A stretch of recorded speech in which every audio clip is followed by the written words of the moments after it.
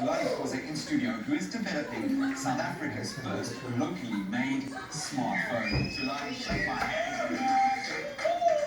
Wayne Fanuco got the same reaction yesterday. Tulani, congratulations, first of all. I would imagine this has been an arduous labour of love to get to this point, but where did it all begin? Who just sits up one day and says, I'm going to develop my own smartphone? Where did it all begin? It all began basically back then in 2008 when I developed an app that was meant for security.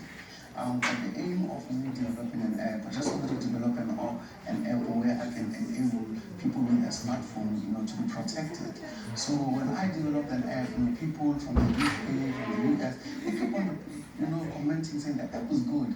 The app is good. And I sat down and said, I have an app that is good, that is out there. What else can I do to enhance on what I already have? So basically I said to myself, let me come up with a smartphone. Let me give people security, 99% security. Let me secure their lifestyle. So when you wake up, you just wake up. You don't have to worry about people phishing your phone. You just wake up and you live your life.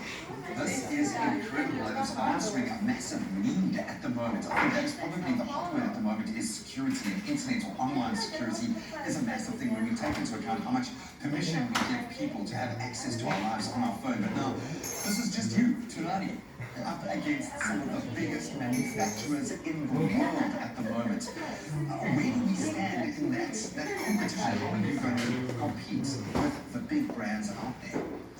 One of the things that I can tell is that when we were compared in the UK, one article, we became number one in terms of security. That is the first thing. And number two, we had an offer from one of the biggest, cell manufacturers. They offered me $30 million. They said to me, we want to buy you out. And I said, you know what, I want to keep my brand.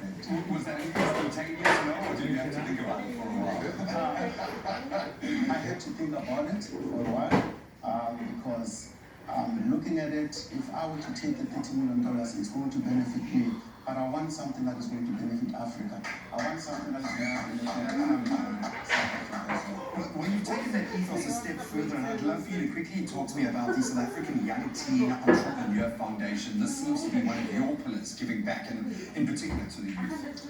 Basically, the reason why I'm very passionate about young people is because it's where I come from. I come from a family whereby my father and my mother were not there, growing up in the church. So basically, I grew up in the church. From the church, finishing up on the street after my teacher level. So basically, I want to tell my story to these young teens, telling them, it's possible. Nothing is impossible. I grew up from the church, and I made it. You can also make it.